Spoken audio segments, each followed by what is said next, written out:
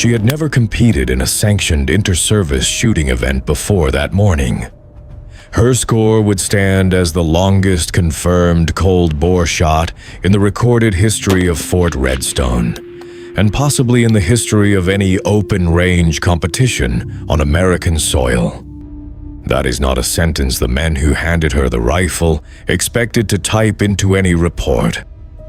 And yet, by 4:17 in the afternoon, with the Colorado sun beginning its slow descent behind the San Juan peaks, every one of them would be standing in silence, trying to reconstruct how a 5'4" Lakota woman from the Pine Ridge Corridor had just done what no trained operator, no active SEAL, no Marine Scout sniper, no Army Special Forces designated marksman had managed to do all day.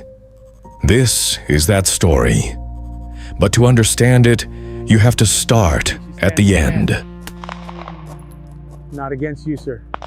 Exactly. You have to stand at that target, nearly 2.5 miles away, and look back at the woman who put a round through its center on the very first trigger pull of the competition. Here. I thought you'd want something with a little more kick. I don't need help, Rodriguez. Then ask yourself, how? The answer takes us up into the mountains. Fort Redstone sits at just under 7,200 feet above sea level in the southern Colorado high country, tucked against the eastern face of a granite ridgeline that locals call the Spine. What makes it singular among training facilities in the Mountain West is a long-range precision rifle range carved into a natural valley, running almost perfectly north to south for nearly 4 miles. On clear days, which are common in October, the view from the firing line is staggering. The valley floor drops slightly after the 500-meter mark, rolls through stands of high-altitude scrub pine and open sage, then opens into a flat pale basin where target arrays are positioned at measured intervals.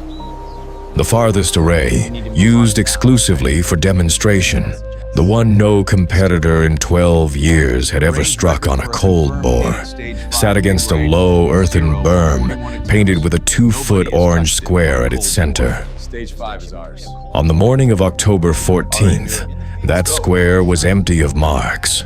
By afternoon, it would have one. The competition roster included 12 designated marksmen from 3 branches: Army Special Forces, Marine Raiders, and Naval Special Warfare. 1 round per target. Start cold, meaning the barrel had not been fired prior to the first shot of the day, a condition that introduces a distinct set of variables that experienced snipers study for years. The rules were identical for every competitor, and then at the bottom of the competitor sheet in standard black ink, a 13th name: Specialist Wren Clearwater, National Guard, Joint Detachment, Bravo Element. No one at the registration table recognized her unit designation. No one thought to look it up. She arrived at 6:45 in the morning in a gray government-issue SUV that had seen better decades.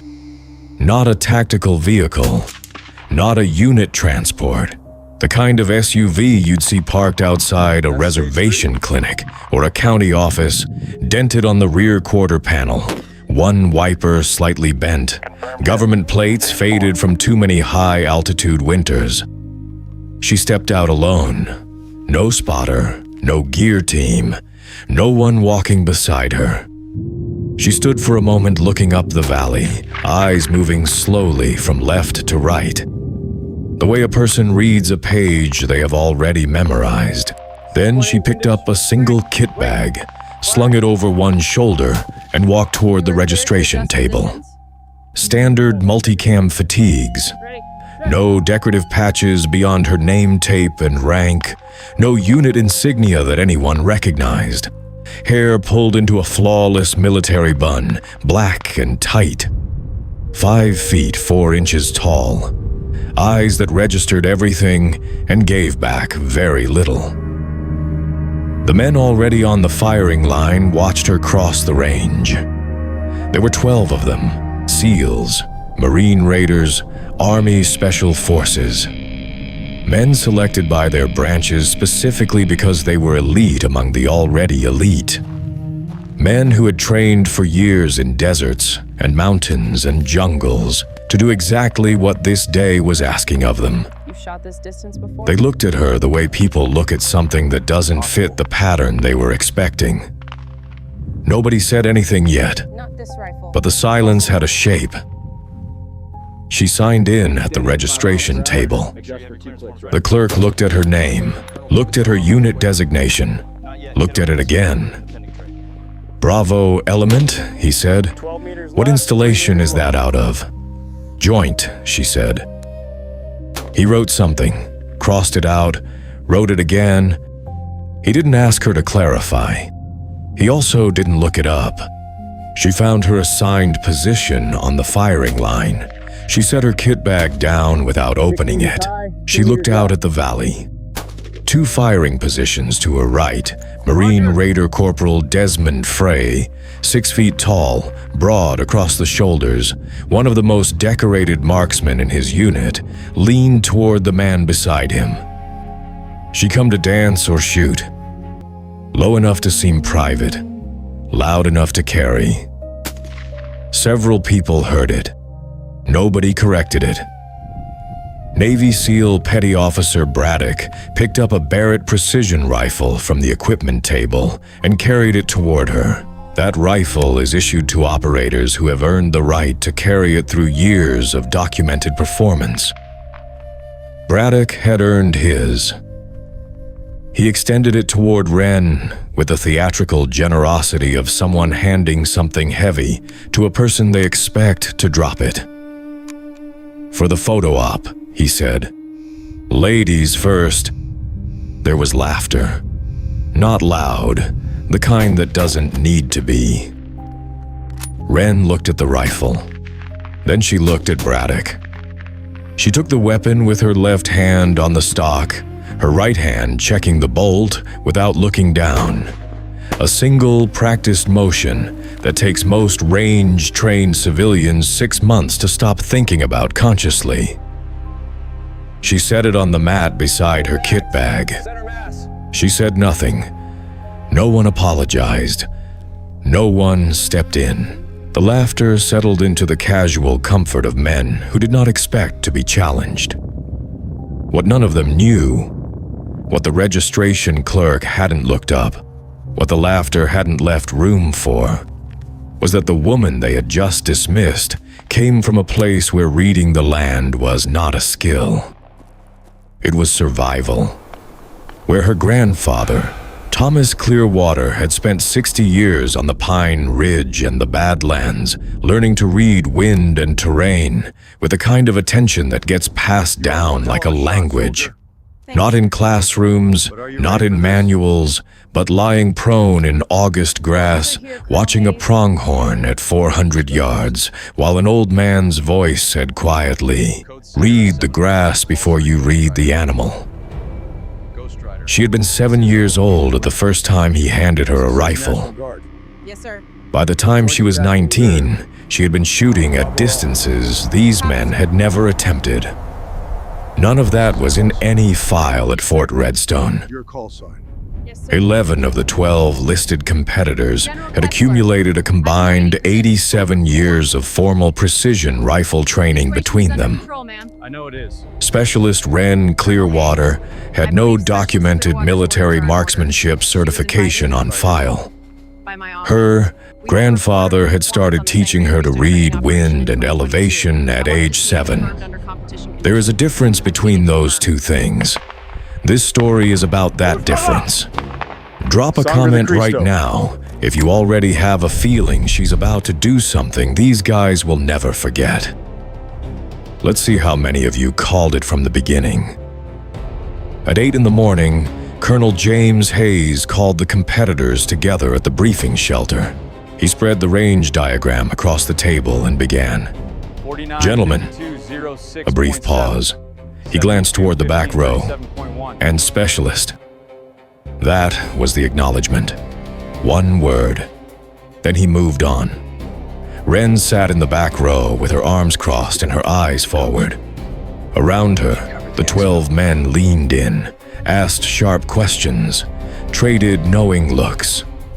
They had the easy confidence of people who belonged in a room. She sat in it the way you sit in a room where the chairs were not arranged with you in mind. No one turned to include her. How long have you been shooting at this range? Depends how you count range.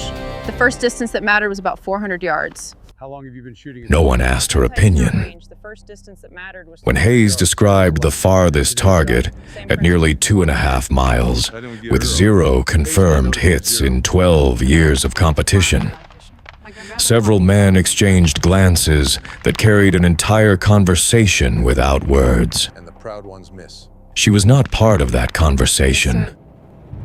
She was the 13th name on the sheet. I need to do that. I know. You knew what you were doing. Yeah, I knew. Specialist, this morning, what I said, It was wrong, I'm sorry. you didn't know. Most people don't. That's not an excuse. No, it's not, but it's a reason. There's a difference. The asterisk. The one the clerk hadn't known how to categorize. Hayes concluded, the range record for a confirmed hit at the farthest stage in this competition's 12-year history is 0 for 41 attempts. Nobody has touched it on a cold bore. Today, we're asking you to go further. He looked around the room. He did not look at her when he said it. Now, before we go any further, the weapon she was handed that morning and what it's capable of matters enormously to understanding what happened next. The Barrett precision rifle configured in 338 Lapua Magnum fires a 250 grain bullet at approximately 2,960 feet per second. At 1,000 meters, more than half a mile, it still carries over 2,000 foot-pounds of energy. But what matters today is what happens beyond 1,000 meters. At extreme range, a bullet does not travel in a simple arc.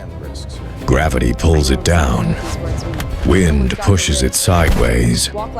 Air resistance bleeds its velocity. And beyond 2,000 meters, 2 additional forces begin to matter enormously. The first is spin drift, because a rifle barrel is rifled, meaning it has helical grooves cut into its interior that cause the bullet to spin in flight. That spinning projectile experiences a slight but measurable tendency to drift in the direction of its spin. For a right-hand twist barrel, that means drift to the right. At 1,000 meters, spin drift might be 3 to 4 inches. At nearly 4,000 meters, left uncompensated, it becomes a significant variable. The second force is the Coriolis effect. This is the same planetary rotation force that influences ocean currents and weather systems. And yes, at extreme long range, it affects bullets too. In the northern hemisphere, a bullet fired on a roughly northward heading will drift very slightly to the right due to the Earth's rotation. At Fort Redstone's latitude, firing down a valley oriented north to south, that drift at the target distance amounts to somewhere between 8 and 14 inches, depending on conditions. Small, but at that distance, small is everything. A bullet traveling at those velocities takes approximately 5 seconds to reach the farthest target. 5 seconds. During those 5 seconds, every variable in the atmosphere above that valley, every shift in wind, every degree of temperature gradient, every trace of humidity, acts on that bullet continuously. The men who handed Wren Clearwater that rifle as a joke had no idea that she had been calculating shots like this since she was 19 years old. They saw the rank on her tape. They did not see the dope card in her breast pocket, handwritten in pencil, with corrections that went out to over 4,000 meters. Her assigned spotter for the day was a young sergeant named Elias Ortega, who had drawn the assignment without particular enthusiasm. When she pulled that card from her pocket before the final stage, he leaned over to look at it. It was handwritten, small, even letters, a table of data organized by range. Bullet drop in a measurement called minutes of angle. Windage adjustments for a 10-mile-per-hour crosswind. Spin drift correction. Coriolis adjustment for northern latitude. The table extended beyond 4,000 meters. He had never seen a handwritten data card that went that far. Here is why those numbers matter. In precision rifle optics, a minute of angle is 1/60th of 1 degree. At 100 yards, 1 minute of angle equals approximately 1 inch of movement at the target. The relationship scales as the distance grows. At the distance of today's farthest target, roughly 4,200 yards, one single minute of angle of adjustment moves the point of impact approximately 44 inches, nearly 4 feet. When Wren adjusted for elevation alone, a number that would later be verified against independent ballistic tables, she was, with 2 fingers on a scope turret, precisely accounting for the cumulative effect of gravity on a bullet traveling more than 2 miles. A half-unit error at that distance means a 22-inch miss. A full unit means 44 inches. The orange square she was aiming at was 24 inches wide. This is not guesswork. It is applied physics. Every correction on that card was earned, shot by shot, over years, on ranges from South Dakota to the Colorado high country. Verified against real impacts at real distances. She circled the entry for the farthest distance with a fingernail. Looked at the current wind. Made 1 pencil mark, adjusting the windage slightly. The angle of today's wind was 8 degrees off a true perpendicular crosswind, which reduced the effective component by a small but non-trivial amount. She did the trigonometry in her head. She put the card back in her pocket. Ortega stared at the card. He stared at her. He said nothing. Before the final stage began, there was a 30-minute break. Most of the shooters used this time to consult ballistic applications on their phones, cross reference tables, and discuss conditions with their spotters. Wren walked. She walked forward along the eastern edge of the range, not toward the target, but along the valley wall, hands clasped behind her back, eyes moving continuously. Not at the distant berm, at the terrain between here and there. The scrub pine at the 800-meter mark.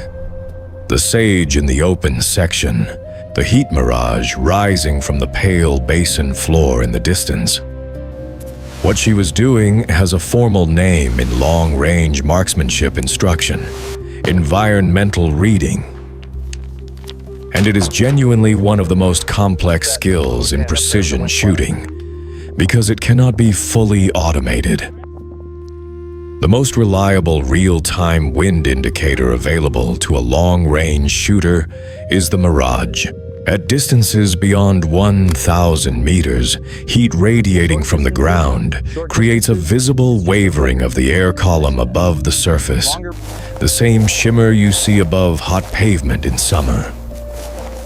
Through a high magnification rifle scope, this mirage appears as flowing, wave-like distortion. Its direction and speed of flow indicate wind conditions at the distance you are observing. A mirage moving steadily from left to right indicates a consistent crosswind. A mirage boiling, moving straight up without lateral direction, indicates a nearly direct headwind or tailwind. A fast-moving mirage indicates strong wind. A slow, lazy mirage indicates lighter conditions. But here is the critical complication at a distance like this. Expecting you. We've been expecting. The wind is not the same at every point along the bullet's path. The wind at the firing line may be doing something entirely different from what the wind is doing a mile downrange or at the target itself. A shooter who reads only the conditions at their position and trusts that those conditions extend uniformly to the target will be wrong, sometimes by inches, sometimes by feet. The solution, as taught in advanced long-range marksmanship programs and as passed down through practical hunting traditions that predate those programs by centuries, is to read the wind at multiple points along the flight path simultaneously. To observe the mirage at multiple ranges through the scope, to watch the movement of vegetation at different distances for clues about wind speed and direction at those specific points. To understand that valley walls can compress, redirect, and accelerate wind in ways that a simple measurement at the firing position cannot capture. Wren wasn't walking to check conditions she didn't know. She was walking to confirm conditions she had already suspected from the moment she looked up the valley at 6:45 that morning. Outstanding energy. She had seen the way the pine stand at the 800-meter mark was moving. Heard about Fort Redstone. She had watched the sage in the open Understood, sir. section. Good to have you She had aboard, noted the Wren. mirage behavior above the basin floor. She was, in the language her grandfather had used, listening. "The wind tells you everything," he had said. She had been 9 years old, lying prone in August grass on the pine ridge, watching a pronghorn through the scope of a rifle older than her mother. But it only talks to people who already know what to listen for. Fort Redstone report? Everyone else hears Then you know what I'm noise. talking about. She had asked him how you learn what to listen for. He had said, "You pay attention when it's not important, so that when it is, you already know." Too dense to 7 approach competitors undetected, sir. remained for the What's final best approach, gentlemen? stage. Use the shadow In line 12 further up. years of competition, I see. no one had ever hit that target. Now you're looking, not just Something sitting. was about to change. The first competitor, a highly decorated Army Special Forces marksman, took Wind position. is steady. 10 His knots spotter release. called conditions for 90 Understood. seconds. Fire when He ready. fired. Point is, I see. 12 meters left, Watch 3 the wind meters patterns, I'll low. tell you where to set up. A Understood. respectable miss at a nearly impossible distance. The second competitor, Braddock, fired. 8 meters right. Yea, he had overcorrected on wind. A ripple went through the observers. Right. He had gone the wrong direction. The third and fourth competitors produced similar results. Impacts within 10 to 15 meters of center, which at any other distance would be considered acceptable. But at this range, with a 24-inch target, represented total misses. Corporal Frey fired 5th. He was the best shot in his unit. He had won previous stages of this same competition 2 years running. He breathed carefully, held steady, and sent a round downrange that impacted 6 meters high, 2 meters left. He stood, looked through his binoculars at the distant berm, and said nothing. He sat back down without looking at anyone. Wren watched all of this. She did not watch the targets. She watched the mirage above the valley floor in her scope during each competitor's preparation. And she noticed something. At the moment just before Braddock's trigger broke, the mirage had given a brief, subtle shift, a momentary lull in the crosswind, followed by a gusting resumption. He had fired into the lull, and his round had tracked right as the wind resumed. The wind at the firing position had shown nothing, but the mirage at 1,800 meters had shown the lull clearly, half a second before his trigger broke. She filed that away. When her number was called, she moved to the mat without ceremony. What a trained precision shooter does in the minutes before a long-range shot looks like stillness from the outside. It is a complex, active process on the inside. The prone shooting position used in military precision rifle work is designed to create a stable platform that is entirely self-supporting, meaning the rifle rests on the structure of the shooter's body without muscular tension that would introduce micro-movement. If done correctly, the rifle should be naturally aligned with the target before the shooter's eye even goes to the scope.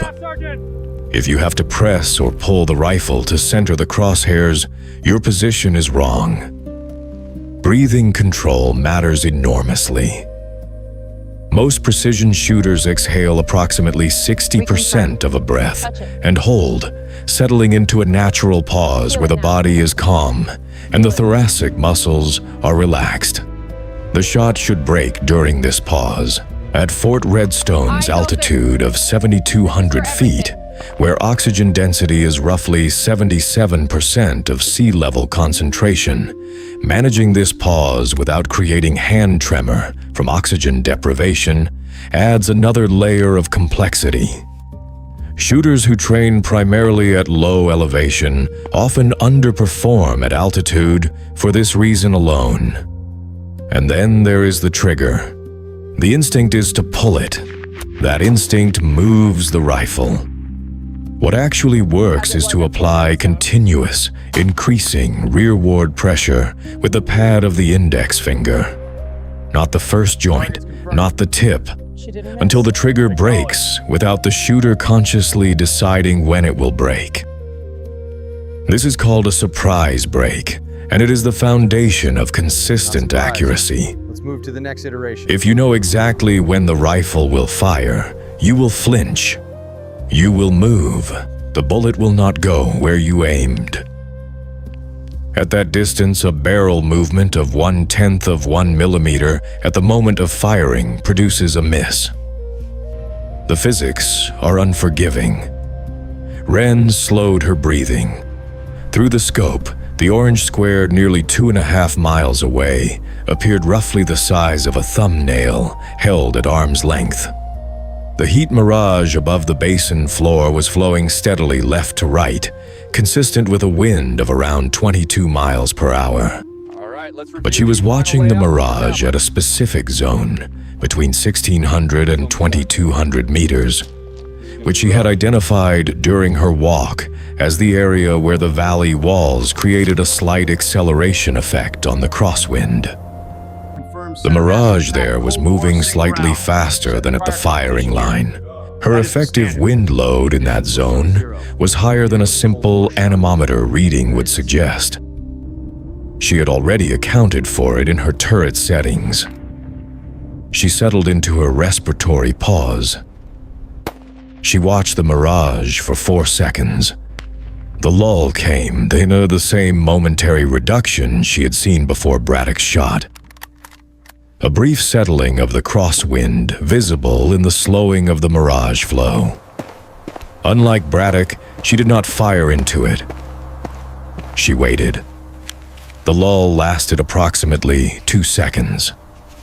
The wind resumed. She watched the mirage reestablish its steady left-to-right flow.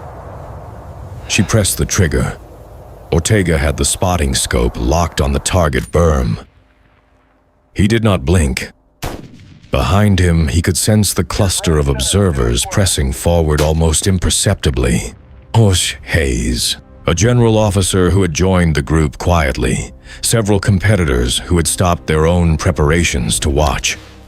1 second, 2 seconds, 3, 4, 5. The berm erupted in a tiny puff of pale dust, directly at the center of the orange square. Ortega said nothing for 2 full seconds. He was rechecking, making sure his scope was aimed at the correct berm and not the closer one.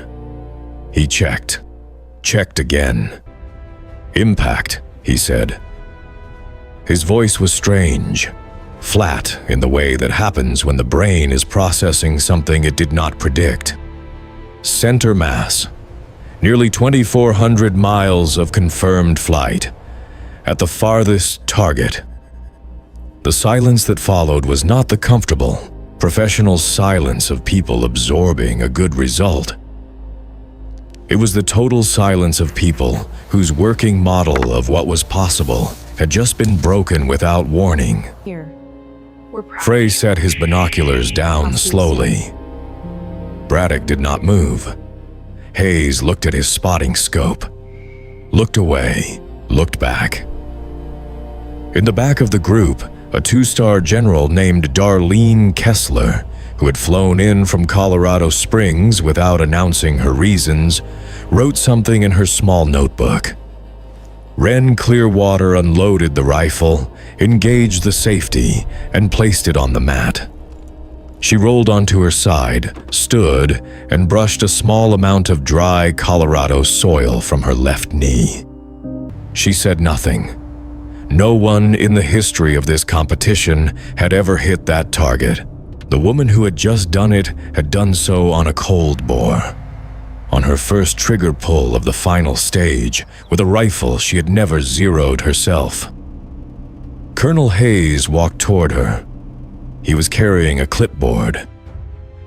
When he reached her, he looked at the clipboard as if it might tell him something the afternoon had not. It did not. "Specialist Clearwater," he said. "I need to see your orders." She handed him a folded document from her left breast pocket. A single sheet of orders, signed at the bottom by a colonel whose name Hayes recognized from a joint operations context he could not immediately place. Morning. He read it once. He read it again. Perfectly on time. "This says National Guard," he said. Unit designation looks incorrect. "Yes, sir. Fix that. Understood. "Joint detachment with..." He stopped. He looked up. "With Bravo Element." Hayes had been around long enough to know what that unit designator meant. He also knew that soldiers attached to it did not typically appear at inter-service shooting competitions without a specific reason. At the bottom of the document, in smaller type, was a detachment clearance code he recognized as an operational call sign. "This is a call sign," he said. Any questions? "Yes, sir."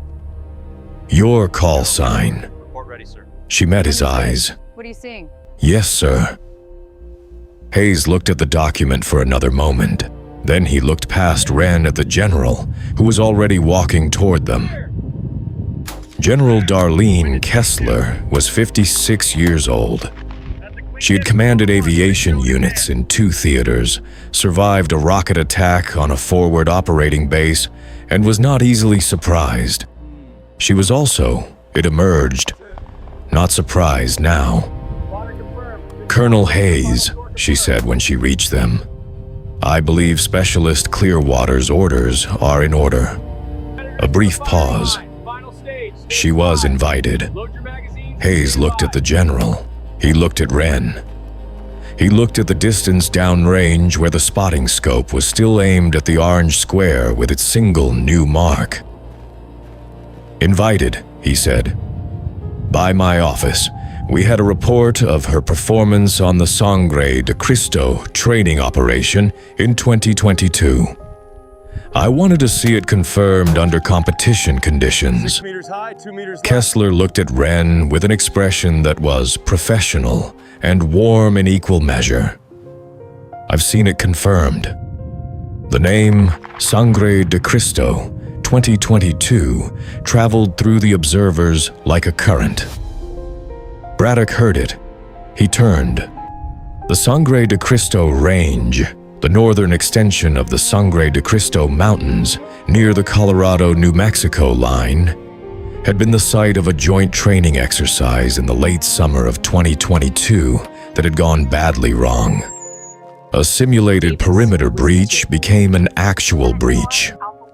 A training team found itself surrounded on a ridgeline by a wildfire that cut off the primary evacuation route. Communications had partially failed. The after-action report was classified. What circulated afterward, in the word-of-mouth layer that exists below official paperwork in any profession where people work in dangerous places, was that a single attached operator had provided covering fire and navigation guidance that allowed 17 personnel to reach the secondary extraction point without serious injury. The covering fire had been conducted from an exposed ridge position at extreme range in deteriorating visibility with no spotter. The operator's name had never been publicly attached to the story.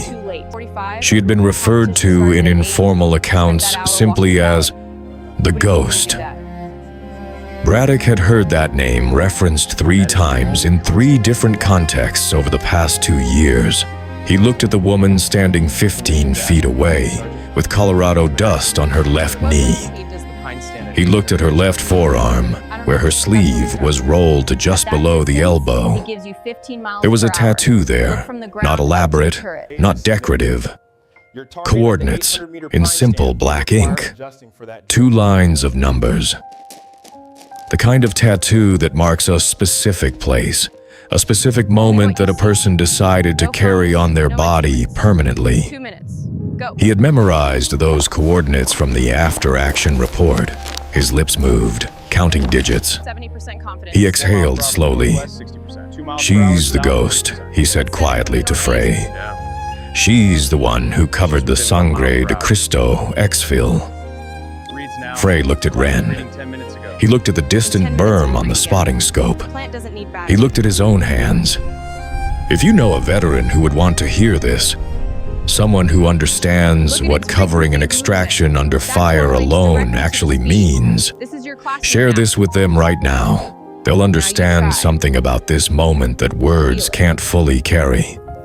Yeah. Hayes asked Ren to roll up her sleeve. She did. The coordinates were there. The heart of the Sangre de Cristo range. How long have you been shooting at this range? He asked. She considered the question as if it deserved a careful answer. Depends how you count range, she said. The first distance I ever shot at that mattered was about 300 yards. I was 11. Pronghorn. 1 shot. Evening light. Quartering away angle. A brief pause. My grandfather's rifle, a bolt action in 30-06. He made me calculate the shot before I fired it. Wind, distance, angle. He wouldn't let me pull the trigger until I could tell him what the bullet would do. Hayes said, "And today's shot?" "Same principle," she said. "Longer math." What Ren explained to Hayes that afternoon connects 2 bodies of knowledge that most people treat as entirely separate. The traditional ecological observation practiced by Plains peoples for thousands of years, and the modern science of long-range ballistics. The Lakota people, like many Plains nations, developed highly sophisticated understanding of wind behavior through centuries of dependence on it for survival. Hunting at ranges that could exceed 100 yards with a bow and arrow required reading wind speed and direction from environmental indicators, grass movement, dust behavior, the behavior of birds, the smell of the air. Because the tools for direct measurement did not exist, and the knowledge itself was a matter of life. This wasn't intuition in the mystical sense. It was empirical observation, refined across generations and transmitted through direct mentorship, producing highly reliable models of local wind behavior. The parallels to modern wind reading technique are precise. The practice of observing vegetation at multiple distances to map wind variation along a bullet's flight path mirrors exactly what advanced military sniper training programs teach. The difference is that military programs formalized this practice in the 20th century using data from field observations. The practice itself is considerably older. Wren's grandfather had no formal ballistics training. He taught her to read wind from environmental indicators before she was old enough to understand the physics that explained what she was observing. Is slightly off. When she later encountered those physics, in formal marksmanship training, in ballistics courses, in the technical literature she studied, she did not find them surprising. She found them familiar. She already knew what they described. She just learned the equations that explained why she had always been right. Hayes looked at the range, then back at her. The wind read you used for the final stage. Every other competitor was correcting for conditions at the firing line. You were correcting for something different. How did you know? She was quiet for a moment. My grandfather taught me to hunt before I learned to write. The wind tells you everything. It just only talks to people who know what to listen for. A brief pause. He said the proud ones don't listen. They already decided what the wind was going to say. Hayes looked at the distant berm. And the proud ones miss, he said. Yes, sir. Frey walked toward her. Anyone watching could see what it cost him. He was a proud man, and proud men do not walk across a firing line to apologize without it costing them something real. He reached her. He was tall enough that he had to angle his chin down slightly to meet her eyes. Specialist, he said. This morning, what I said, he paused. It was wrong. I'm sorry. She looked at him for a moment, not calculating, not cold, something more careful than that. You didn't know, she said. Most people don't. That's not an excuse. No, she agreed. It's not, but it's a reason. There's a difference. He nodded. He offered his hand. She shook it. It was a small gesture in a large mountain valley. But several people who were present that afternoon, when asked about it later, years later, mentioned it as the moment the afternoon became something more than a competition result. If you've ever underestimated someone and then found out exactly who they were, drop a comment below. Because that look on Frey's face when he realized who she was, that moment is permanent. Back, child. The range log doesn't let you edit it. Needed to. We'll be all right. General Kessler moved toward Wren with the decisiveness of someone who had planned the next part carefully. I have a standing authorization, she said, to offer selected personnel an assignment to the Advanced Precision Marksmanship Instructor Cadre here at Redstone. 7 days. You would assess and instruct candidates from all 3 branches on long-range environmental reading and cold-bore methodology. She paused. Starting next Monday, if you're willing. I'd need to check with my unit, Wren said. Your unit commander has already been notified. The authorization goes through him with his blessing. A small, practiced smile. I did say we had a report from 2022. Hayes cleared his throat.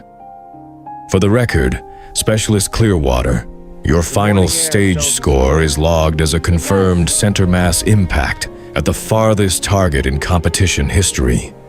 Cold bore, single round. That is a competition record. It will be entered in the range log. Wren nodded once. Firing positions. Now. Braddock approached her as she was loading her kit bag into the gray SUV. He had the rifle, cased, extended toward her. You should keep this for the instruction week, he said. You're already zeroed. She looked at the case. She looked at him.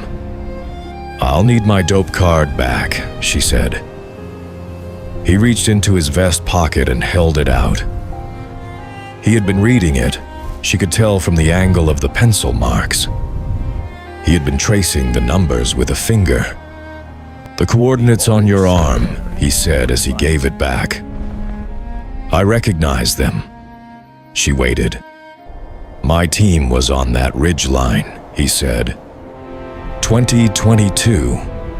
I was junior then. I didn't know who was providing the cover fire. We just knew it was working. He paused. We walked out. All of us. Another pause. I never got to say thank you. She looked at the mountains above the valley, the spine, going orange in the late light. She thought about saying that it was nothing. She thought about saying that it was a long time ago. You walk different when you know someone's got the ridge, she said. Walk like that when there's no one there. Confidence travels. She closed the kit bag. She got into the SUV. She drove down the mountain road, through the October light, past the pine stands on the valley wall she had read that morning when no one was watching. The orange square at the farthest berm caught the last light as the sun cleared the western peaks. It had one mark on it now, perfect center. The wind moved through the valley, steady and indifferent, the way it always had. The way it always would. It had tried to tell everyone what was coming. Most of them hadn't known how to listen. This channel is where stories like Wren's get told the right way, complete, detailed, and with the respect they deserve. If you haven't subscribed yet, hit that button now. Don't miss what comes next.